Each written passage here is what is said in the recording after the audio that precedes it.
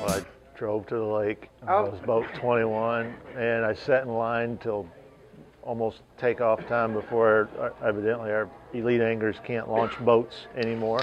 So, but no, it was really a good day. I mean, you know, it's Lake Gunnersville, so even with what I caught, I wasn't like, I was pleased with it, but I wasn't through the roof with it because I knew what kind of the weights it's going to take to win in this thing. You know, I mean, even what was curious to me is look through the what everybody had guessed, and I don't think but maybe one person guessed under 70 pounds. So I mean, we're all expecting it to be that good, and I was one of them. So when I caught that biggest fish, which was turned out to be a 710, I figured it was a 7-pounder, and I knew that right there. I mean, that one really charged me up. That one was the exciting fish because I know in order to win this thing, you've got to catch that fish. And you got to catch him every day, not once. You got to catch him every single day.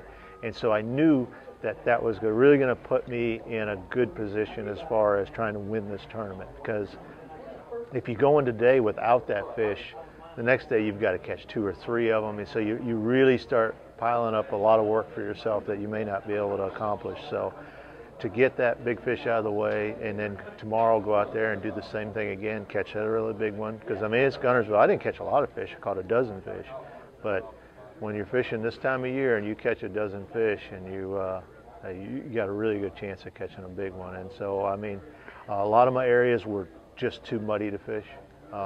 If it wasn't really muddy, there was just so much debris floating that you really couldn't even fish it. Those lures were just constantly wound up in whatever was floating, grass, leaves, sticks, you name it.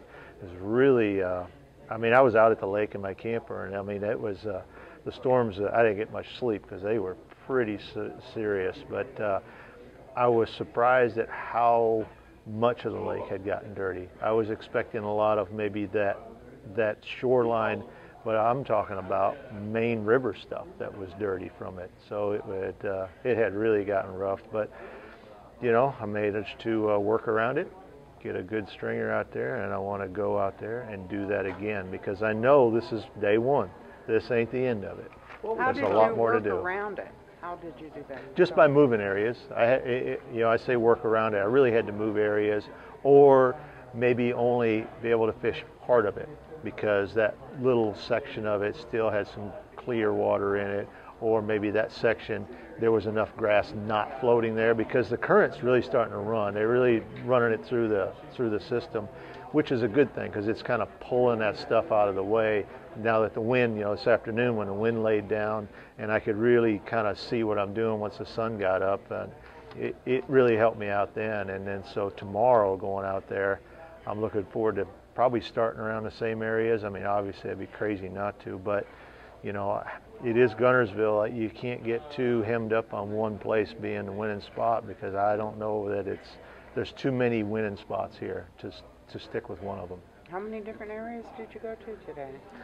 I really fished 3 areas that I had, you know, when I say areas, then there's multiple places in those that I had planned on fishing. I went to one area and just started into it and ended up just not even bothering looking in there. So maybe that's something I'll do tomorrow. Was that the only one you had to give up on? No, I got a couple more that I never even bothered. It's just a time thing, you know. You really can't just fish it all.